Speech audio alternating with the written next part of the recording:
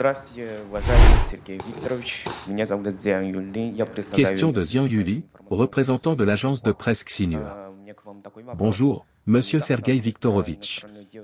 Je suis Xian Yuli et je représente l'agence de presse Xinhua. Voici ma question. Récemment, le ministre des Affaires étrangères de la République populaire de Chine a déclaré que, sous la direction stratégique des deux chefs d'État, les relations sino-russes deviennent chaque jour plus matures, stables, autonomes et solides, et servent de modèle pour les contacts amicaux entre grandes puissances et pays voisins. Comment commentez-vous cette déclaration?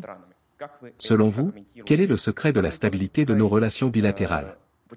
Et quelles sont vos attentes concernant la coopération bilatérale cette année? Merci. Tout d'abord, je partage entièrement cette évaluation des relations entre la Fédération de Russie et la République populaire de Chine, exprimée par mon cher ami de longue date, Wang Yi, avec qui j'ai de nombreuses rencontres chaque année. Ces rencontres sont toujours très utiles et permettent d'aboutir à des accords concrets en réponse aux tâches fixées par le président Poutine et le président Xi Jinping, que ce soit en matière de politique étrangère ou de coordination sur la scène internationale. Il ne fait aucun doute que le partenariat russo-chinois est l'un des principaux facteurs de stabilisation dans les affaires internationales contemporaines.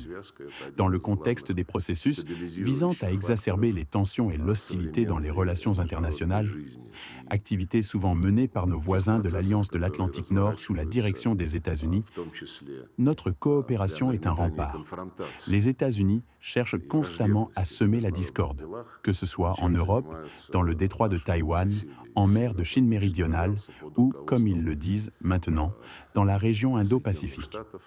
Ces actions s'étendent au Moyen-Orient et à l'Afrique. Les États-Unis, avec leurs centaines de bases militaires à travers le monde, n'ont aucun mal à déclencher des troubles. Leur schéma, bien qu'assez simple, consiste à créer des crises et des conflits pour détourner l'attention des pays influents de leur propre développement. Pendant ce temps, les États-Unis en tirent des bénéfices, comme ils l'ont fait pendant les Premières et Secondes Guerres mondiales. Aujourd'hui encore, ils ont réussi à faire porter le poids principal de la guerre en Ukraine sur l'Union européenne, tout en continuant à profiter de la situation. L'Union européenne, quant à elle, reste largement silencieuse, bien que certains commencent à murmurer leur mécontentement. Par exemple, en Allemagne, des voix de l'opposition, comme l'Alternative pour l'Allemagne et Sarah Wagenknecht, posent des questions sur le coût énorme de cette guerre.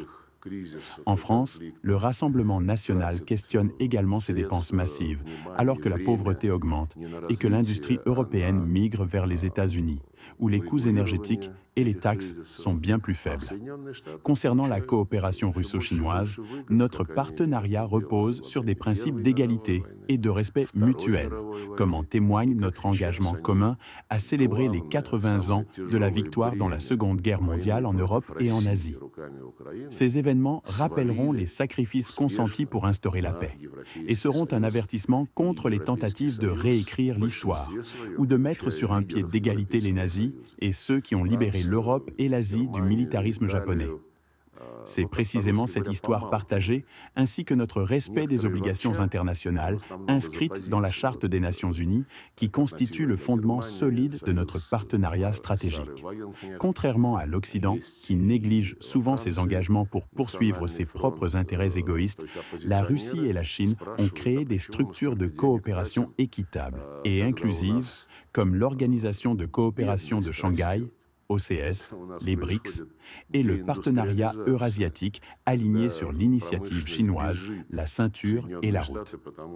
Ces initiatives, qui ne comportent ni leader ni subordonnés, incarnent un nouveau modèle de relations internationales. Grâce à notre partenariat stratégique, soutenu par d'autres pays, ces projets contribuent efficacement à façonner un ordre mondial plus juste et multipolaire. En conclusion, notre coopération bilatérale a une portée internationale immense. Je suis convaincu que nos plans communs continueront à se concrétiser dans l'intérêt de tous. Nous ne voulons nous opposer à personne, mais simplement œuvrer pour un dialogue fondé sur le respect des intérêts de tous les partenaires. C'est là une position commune à Moscou et à Pékin. Sergei Lavrov, dans ce discours riche et structuré, met en lumière plusieurs aspects fondamentaux des relations internationales contemporaines, en insistant particulièrement sur le partenariat stratégique entre la Russie et la Chine. Il commence par confirmer l'évaluation faite par le ministre chinois des Affaires étrangères, Wang Yi, sur la solidité et la maturité des relations sino-russes. Cette affirmation témoigne de la synergie croissante entre les deux puissances, qui repose sur des objectifs communs, défendre la souveraineté, promouvoir un ordre mondial multipolaire et résister aux pressions occidentales. Ce partenariat n'est pas une simple alliance conjoncturelle, mais une coopération stratégique ancrée dans une histoire commune, des intérêts partagés et une vision globale alignée. Lavrov souligne également le rôle clé de cette relation dans la stabilité mondiale, qualifiant le tandem russo-chinois de « facteur stabilisateur ». Cette observation est particulièrement pertinente dans un contexte où les tensions internationales s'intensifient, notamment à cause des actions des États-Unis et de leurs alliés de l'OTAN. Selon Lavrov, Washington utilise des stratégies bien rodées pour semer la division et maintenir son influence mondiale, que ce soit en Europe, en Asie ou ailleurs. Par exemple, la crise en Ukraine, présentée comme une guerre par procuration contre la Russie, est une illustration parfaite de cette politique. En externalisant les coûts humains et économiques sur l'Europe et l'Ukraine, les États-Unis renforcent leur position tout en affaiblissant leurs alliés. Il poursuit en mettant en évidence la déstabilisation systématique orchestrée par l'Occident, qui n'hésite pas à exacerber les tensions dans des zones clés comme le détroit de Taïwan, la mer de Chine méridionale ou le Moyen-Orient. Ces actions ont pour but de détourner les ressources et l'attention des puissances régionales vers des conflits, empêchant ainsi leur développement économique et leur émergence sur la scène internationale. Lavrov établit ici un parallèle historique en rappelant le rôle des États-Unis pendant les deux guerres mondiales, où leur stratégie consistait à intervenir tardivement pour en tirer un maximum de bénéfices, tout en minimisant leurs pertes.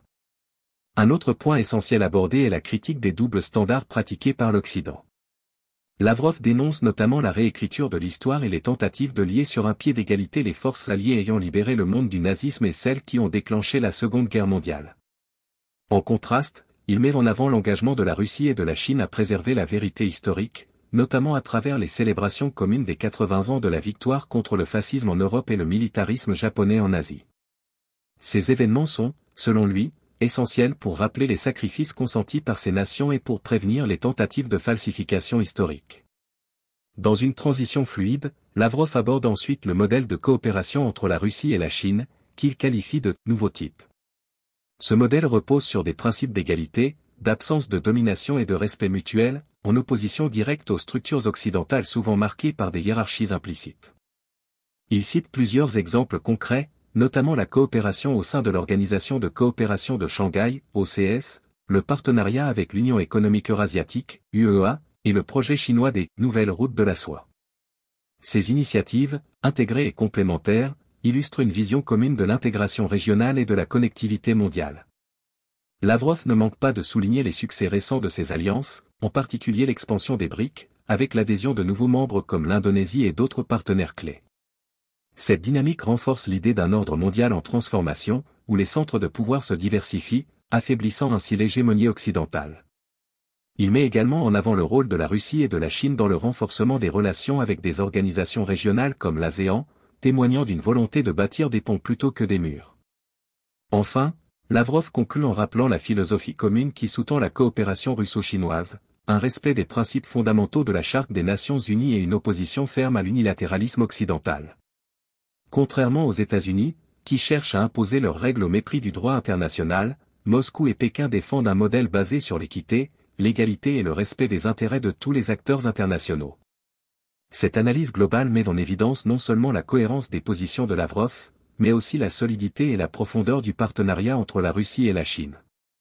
Ce tandem ne se limite pas à une simple coopération bilatérale, mais agit comme un moteur de changement dans un système international en quête d'équilibre et de justice.